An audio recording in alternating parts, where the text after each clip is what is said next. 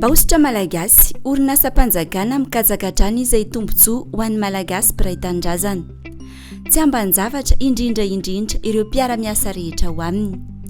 Ireo manao ny ainy tsy ho zavatra mba ahafahana manatratra ny tanjona lehibe dia ny fanampiana ny Malagasy ary ny fanamorana ny andavanandrom-piainany, indrindra amin'izao fotoana hiatrehana ny fihibohana izao. Isan'ny orinasa izay réquisitionné ny Paositra Malagasy manao ireo asa rehetra mifandraika amin'ny fahaiza-manaony, na ny fitaterana ny entana na amin'ny fikirakirana sy ny fandefasam-bola. Mitarika ireo mpiara-miasa mpisehatra rehetra hifandray akaiky amin'ireo Malagasy maro sy ny mpanjifa rehetra izany. Ao anatin'izao fiatrehana ny aretin'ny COVID-19 izao. Isan'izany ny fizarana ny tosika fameno amin'ireo faritra telo nahitana ny tahany mitondra ny tsimikaretina be indrindra dia Antananarivo, Toamasina ary Fianarantsoa. Ampahafitrihana trano no hiatrehan'ny mpiasan'ny Paositra Malagasy izany andraikitra izany na eo aza ny aretina mampiorohoro. Maro amin'izy ireo no miasa andro aman'alina. Tsapa sy hita ny sedra izay atrehan'ireo mpiara-miasa amin'ny fanatanterahany asa aman'andraikiny.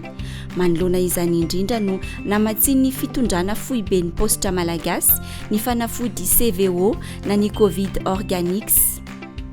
Ka nahazo ny anjara tamin'izany ihany koa ny fianakavian'ny mpiasa.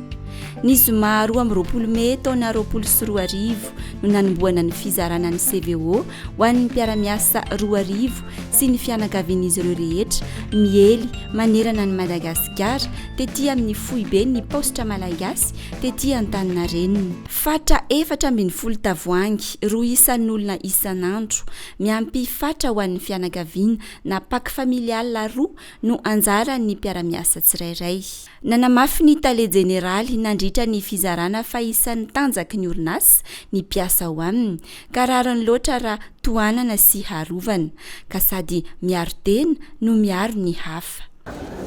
Araka ny efa fantatsika moa zany hatramin'izay nisin'ity valaretina coronavirus ity teto Madagasikara dia tsy nitsahatra ny Paositra no niasa andro manalina ny Paositra Malagasy, niasa andro manalina ireo mpiara-miasa teto amin'ny Paositra, ka izay dia fatrasanay anjara amin'ny ady natao tamin'ity valaretina coronavirus ity. Notronon'Andriamatoa Ramahery Jaune Andria Manoisoa, ministry ny Paositra sy ny fifandraisan-davitra ary ny fampivoarana ny haitao arak'ady mirindra sy ny talen'ny kabinetrany, ny filohan'ny filakevim-pitantanan'ny Paositra Malagasy sy ireo tompon'andraikitra ambony rehetra tao amin'ny orinasa ny fizarana.